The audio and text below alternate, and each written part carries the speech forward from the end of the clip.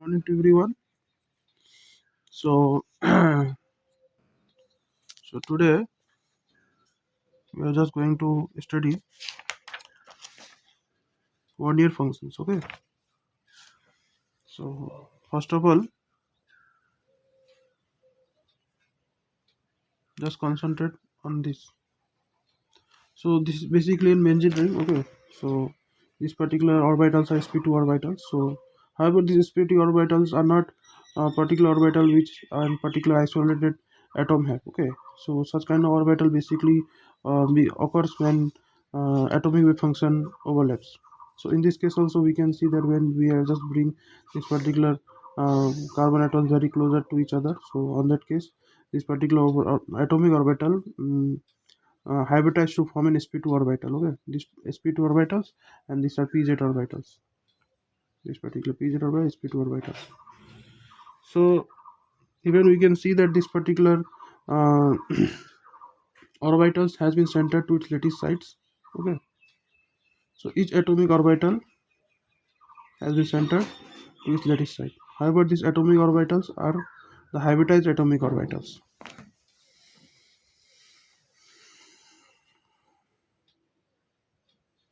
And we can see that these particular atomic orbitals are just an electron cloud wave function. Okay, so basically this is an probability. Okay, probability of finding electron, but however this probability will be found in this particular sp2 orbitals only.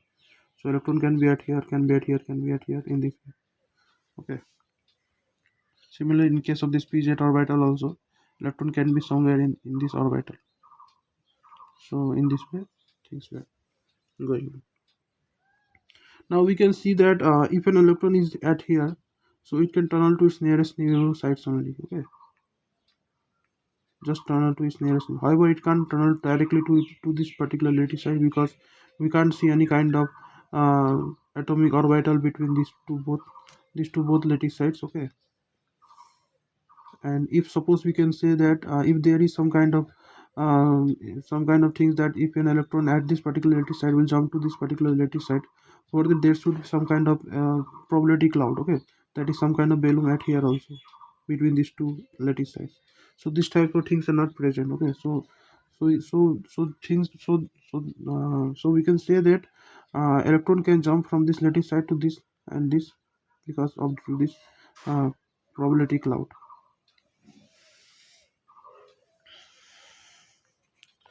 So, and this each atomic orbitals is centered to its lattice site. Okay, now mathematically we can see this particular phi m, where this m is 1 2 dot dot capital N, that is number of lattice sites. Okay, so each lattice site will signify by this particular atomic orbital. Okay, and this atomic orbital basically located at each lattice sites. Okay,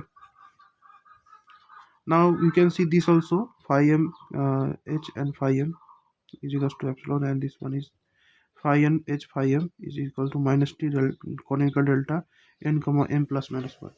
So in both the cases, we just consider that overlap of atomic wave function is appreciable only between nearest neighborhood atoms. Okay, these things were clear right now only, where we have discussed that this particular electron can jump to these nearer sites. Okay, but it can't jump to this particular lattice site. Why? Because of due to absence of such kind of orbital between these two direct orbital. Okay, some kind of balloon is not present at here. You can say that some kind of electron cloud is not present between between both of these two lattice sites. So due to that only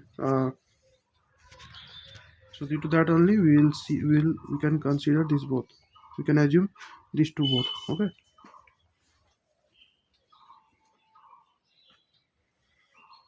so and in our case we are considering 1D lattice sites. Okay, and each lattice site are this, and if an electron tunnel from along these lattice sites, so it will experience a potential which takes the form such kind of.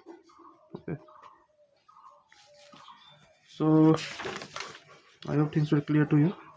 Now however our crystalline system have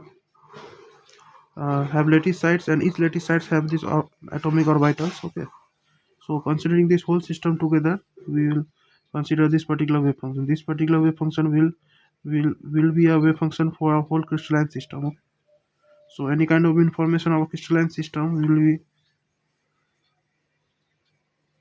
any kind of crystalline system, so any kind of information of our crystalline system will be abstracted from this particular wave function.